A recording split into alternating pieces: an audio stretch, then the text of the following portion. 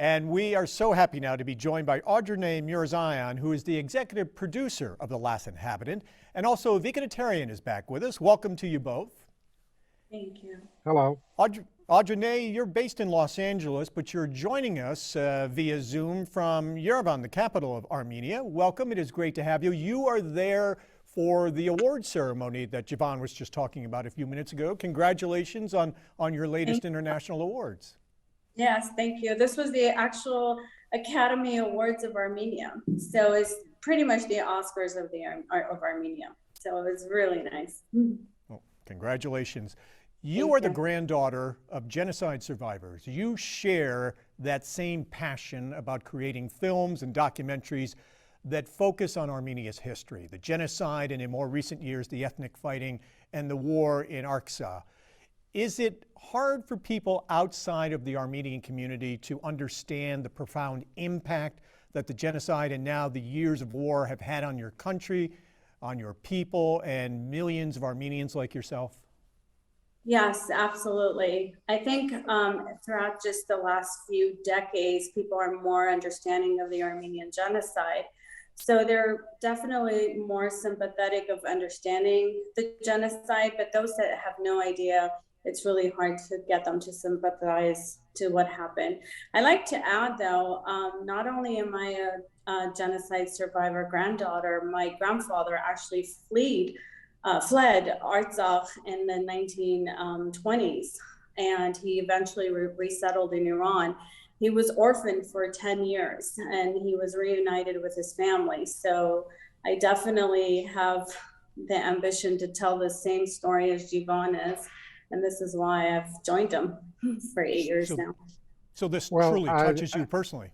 I think just from a historical perspective, it's important to realize that that whole region before the First World War was basically the Caucasus was divided between Russia and Iran, and the Armenian communities of Iran have a lot of affinity with the Armenian community in Artsakh.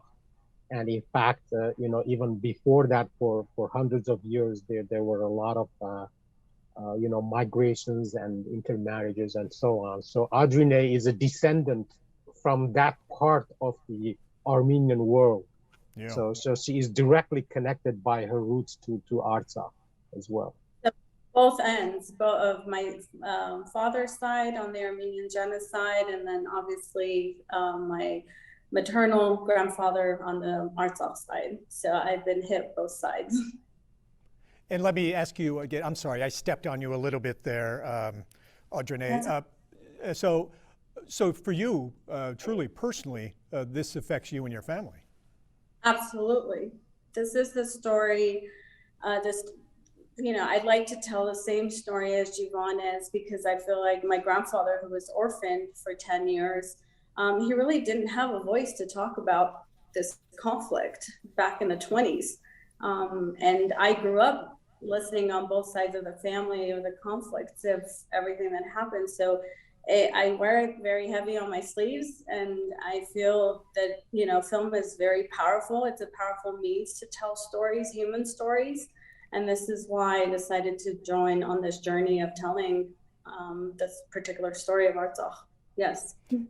And she's referring to a time, let me just add here, she's referring to a time exactly at the time when I talked about when the part of Artsakh was cut by Stalin and then given to the Azerbaijani sort of quote unquote internal territories, right? So that's the period she is talking about. And it is at that period where there were huge pogroms and massacres against Armenians that happened. It was ethnic cleansing.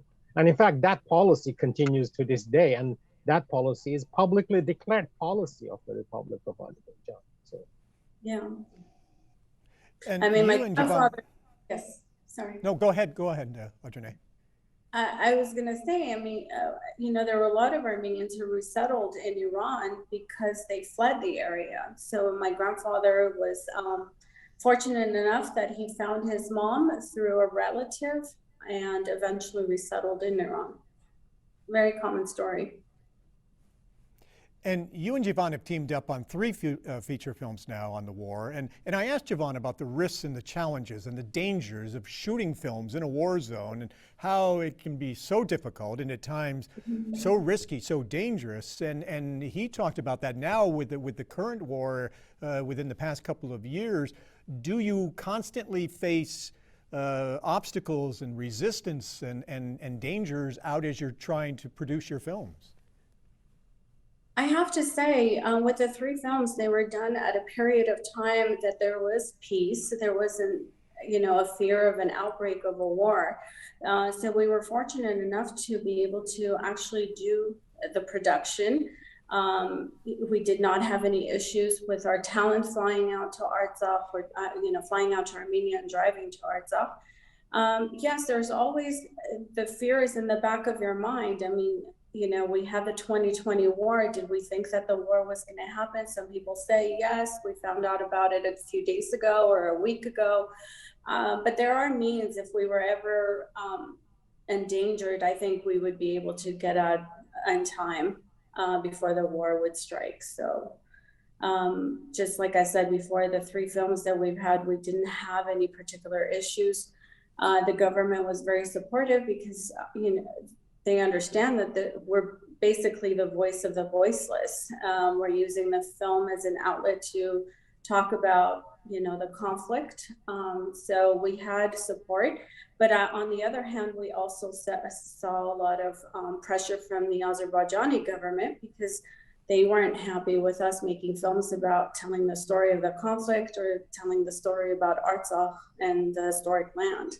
So we definitely you run into resistance from governments that don't want your stories to get out. They try to prevent your films from either being filmed or being shown. Exactly, yes. I mean, just a prime example, our film, our latest film, Lake to Heaven, was included in the Moscow International Film Festival.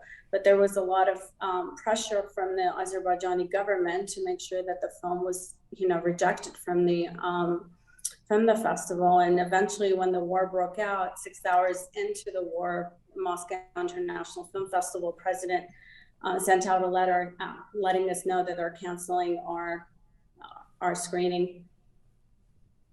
You now are going to have screenings in the U.S.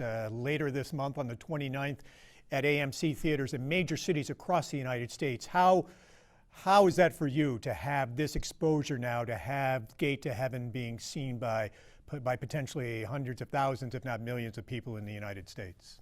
We're super excited. We've had our previous film shown at Pacific Theaters, and unfortunately Pacific Theaters are no longer around because of the pandemic. But obviously with AMC Theaters, it's really a big opportunity. When we received the congratulatory message from AMC Theaters, it actually indicated that they only take 4 to 8 independent titles a year, and we're one of them. And we were extremely excited. And so many people have been waiting for the film to come to theaters because we had our premiere last September in Los Angeles with a huge turnout. So definitely people are, been waiting for this film. It's been, the pandemic hasn't helped us, so we finally are bringing it to the big screen. So we're super excited. Quite an honor. Congratulations. And obviously you must be so ecstatic to share it with such a large audience. Oh, absolutely. Can you not tell from my smile? The very first feature film that you and Javon worked on, we asked him about that just a few moments ago. Tragically, the lead actor who played the title character in the film, Intivanik, in real life went off to fight in the war for his homeland and was killed.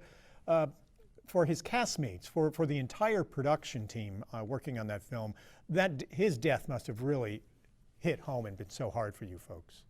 Oh, yes, absolutely. It was a big shock because Tevanik was our hero in the film. So for us to hear that, he was tragically killed. The saddest part about that story about Tevanik was the fact that we had heard that he had been killed. However, his body was not found. And it was pretty much about 3 months until we got the news that it was actually him that had passed away. Oh. The government hadn't officially, declared that that was his body. And we were thinking at one point he might have been a POW, and we didn't really want to speak about it in social media because we felt that his life could be in danger because he played in a film that talks about the conflict, about Artsakh. So when we finally had the official news, we were devastated. I can cry now. Yeah. Yeah, it must have been so hard for his family and for you folks for so many months not to know his fate. Yes. I think that, I just want to add one more thing is that, Hovhannes Khoderian, who is the real Tevanik, is the one who was killed. We become the story, meaning that, yes, of course, Tevanik was a story that was told by Jivan, but the fact that he was killed, it's as if the story continues. Actually, Hovhannes' tomb today, on the inscription, there is his real name, Hovhannes Khoderian, but there is also Tevanik is also inscribed on his tomb. So what happens is that we say in Armenian that the people who die for their land, they don't die. So Tevanik really has now become this story himself. He has become Tevanik, right? So it's real life mirroring the film, mirroring the story, and back and forth. So I think I'm not saying there is a consolation, a young life extinguished, which could have had such a future and so many things to do, is never a consolation. But the power of the story becoming real life is an extremely important factor. And I would like to tie it back to Mountain Lake PBS, because had there not been a station like Mountain Lake PBS, had there not been the close cooperation between the Armenian communities around the Montreal area and Mountain Lake PBS, had there not been that longer term relationship that had developed over time, I would actually not have been able to meet Jivan and Adrineh and the rest of the team. This is the coincidence, the butterfly effect. Something happens, and then that effect makes connections in time and space all over. That's the Jivan story, are actually in reality that. So I encourage every single person who is watching us right now to call in and become a member of Mountain Lake PBS, support the station, support the program. Սիրելի հայրենագիտներ, անպայման, անհաբաղորեն հեռացայնեցեք, անդամակրվեցեք Mountain Lake PBS-ի, որովհետեւ այս ծրագիրները եւ մեր ժողովրդի պատմությունը շարունակի պատմվի լավագույն ձևով, որովհետեւ կարողանանք մեր արդար թադին լուծման հասնել եւ Արցախի ժողովուրդը կարողանանք պաշտպանել մեր ցայնով, մեր աղաղակով. Thank you, Viken. Adrineh, let me ask you one more question, if I could, about Tevanik. Did the young actor's death only renew your passion and your commitment to do what you're doing, to make these films, to share with the world, to show what's happening in your homeland? I would say not renew, but reinforce my decision of why I'm doing this. It really, there was a time that I was very much convinced, and again, it just reinforced my commitment, my dedication, and I'll tell a personal story really quick. I actually went to Artsakh for the first time in 1998, and that was just a few years after the 90s war. And I cried every day just watching mostly women and children walking through the streets of the capital city of Stepanakert. I hardly ever saw a single man, and most of them had unfortunately died in the 4-year war. And I always knew that I have to do something for Artsakh. I didn't know what it was. 20 years later, when I met Jivan, I said, this is what I need to do. This is my long-term commitment. It's not just a short-term goal. it's a long-term goal. Yes, it definitely reinforced my decision, and I Adrineh, haven't regretted since. Adrineh, thank you so much for joining us. We're going to look forward to continuing our conversation in just a few minutes, but first, let's send it back over to Jen. Welcome back, everyone. I'm Tom Halleck from Lake PBS, and we are so happy to be joined by the executive producer of The Last Inhabitant, Adrineh Mirzayan, who is joining us from Yerevan in Armenia. And she, of course, teamed up with acclaimed director Adrineh Mirzayan on this feature film that we're watching tonight, The Last Inhabitant, which has won all kinds of international awards and accolades. And as we heard, Adrineh, congratulations, just within the past couple of days, even a few more awards. So congratulations to you. Thank And you. we appreciate you being back with us, along with Vika Natarian, our longtime friend, Armenian community leader and scholar from Montreal. And welcome to you both. Adrineh, PBS stations across the United States have been able to reach millions of viewers with films and documentaries about the history, culture, and heritage of Armenian people. How pleased are you to be able to bring this feature film now, The Last Inhabitant, and perhaps even more of your films in the future to PBS viewers? I do have to say, I was very excited about the opportunity because I have seen Armenian documentaries on PBS in Los Angeles. And my mind never crossed my mind that we would be able to actually show a feature film on PBS. So this opportunity is amazing. And I'd like to thank Mountain Lake PBS, to you, to Paul, to everyone involved. And I'd like to ask the viewers to please call Mountain Lake PBS at the number on the screen to become a member and to encourage Armenian film programming, because it's really important to get our stories out. For people to get more familiarized with themselves, with the Armenian history.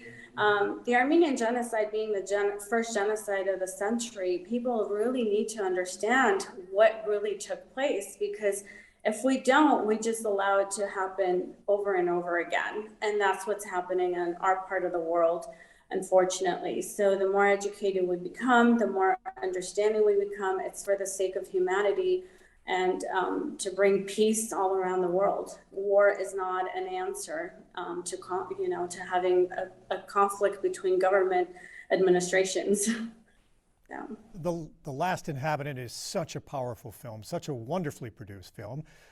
Gate to Heaven, congratulations again on those awards, and we'll look forward to the release at AMC theaters in Los Angeles, Detroit, other major cities across the U.S. coming up on April 29th. So congratulations again to you on that, and the fact that it's going to be seen by so many people here in the States now. What are you working on now, future projects? What's the latest film project that you're working on? So we've teamed up with Vikan. Vikan is, I call him the brains behind our creative side of our film. We often do that too, yes. It's really interesting. I've never met Vikan in person. It's all been virtual, thanks to our pandemic situation across the globe. So Revival will also, the backdrop story will have to do with the 2020 war. But there is another element involved with that, and it's basically the artificial intelligent character. And that's where Vikan's, he can elaborate far better than I could as far as our artificial intelligence goes. But yes, Revival, we have some of our cast members already that we've identified. We continue to still, find a few more. So it's a really beautiful project, because it's actually bringing Armenians from the diaspora to join in on the casting team with Armenians from Armenia. And you do see the cast members who are now emotionally invested in the film, because they're also descendants of Armenian genocide survivors, and they're from across the globe as well. So during this process, it also becomes a healing process, because everyone talks about their individual stories of how their grandparents survived. So listening to all of them, we cry one minute, we laugh another. But I think it's definitely has helped the healing process, because until we have closure, it's hard for Armenians to really heal. So I think I just want to add something that Adrineh said is, and even Jivan earlier alluded to. We talked about four main characters, and Adrineh added there's the fifth character who is an artificial intelligence system. Is actually evolves throughout the film with all the other four characters, and the four characters, they are all, even though they are all interrelated, I mean, they know each other, but they come from different backgrounds, different parts of history. They are different nations and religions.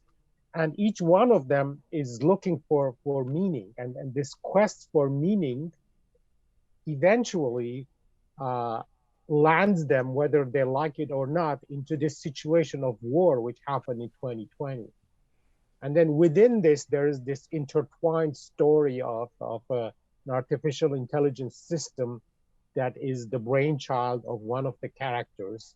And that one is also evolving. And, an artificial intelligence system is like a child. The child is born, and the first thing the child does is tries to understand its surroundings as to what's going on, right? And, and tries to orient itself as to who are these people? Who am I? A child understands who its parents are, but an AI system first needs to understand the real world, the physical world that exists. So it's all of these in a very clever way. The story is being told, and it's an exciting story. That's why we think that it will win even more awards internationally, and it will be an exciting story just to show from a thriller perspective. You can watch it, but there are, as in all Jivan's films, everything is multi-layered. So I look forward to seeing it on the screen, and so should you. And I'm hoping that Mountain Lake PBS will also be able to show it as well when the right time comes. And in production now, Adrineh, release within a couple of years, 23, 24? 23. Our production is, we're earmarking it for September and October, because September will be the Armenia Arts Off production and October will be the European. But right now we're in the midst of, wrapping up our funding, because we still need a little bit of financing. We have a crowdfunding campaign that is still running on Indiegogo. So once we wrap up the financing part, we can go into production. Yeah, that's a good point. To go on Indiegogo, Revival film, and you can help support the production of the film. Absolutely. And Viken, is this a first for you, a consultant for a feature film? Yes. Well, again, I owe it to Mountain Lake PBS. Originally, I met Jivan because 4 years ago, before the pandemic, we were trying to get, we were in negotiations with your station, trying to get to show one of Jivan's film, but then the pandemic stopped everything. And through that first initial contact, we started talking. I met Adrineh, I met Jivan, the script writers, and all the international wonderful people. And I was hooked to become a creative consultant for the new film. So in parallel with my work helping PBS, I got involved on Jivan's film, and now I am a consultant on the other projects that are coming after Revival as well. So there's not a day in my life that I do not get an email or talk to Jivan and his team. So I have to thank you for it. So that's why it's very important. Please call the station and become a member of this wonderful family, and the family that has been supporting Armenian storytelling for decades now. So please make a call to the station, become a member, and support the station. And by doing that, you will be supporting Jivan and his team and all the other Armenian filmmakers. Well, we do want to mention those of you watching who are kind enough to support Mountain Lake PBS by purchasing the DVD, either at the contribution at the $120 or $150 level. We have a special event coming up for you, a special opportunity.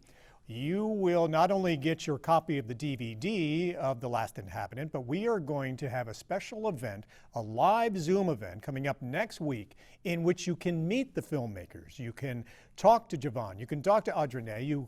They have both graciously agreed to join us for a virtual get-together, so you can join in and ask them all kinds of questions about The Last Inhabitant, about their other films that they've been working on, about their recent awards, the accolades and awards they're getting around the world for Gate to Heaven, or some of the other projects, Revival and the others that are in the works right now. That is happening next Saturday, April 30th, so sign up, get your DVD, become a member, or renew your membership here at Mountain Lake PBS, and we will look forward to hosting that next week.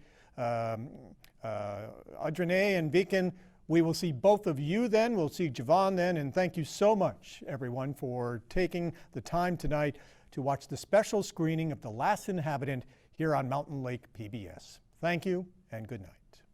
Thank you. Thank you.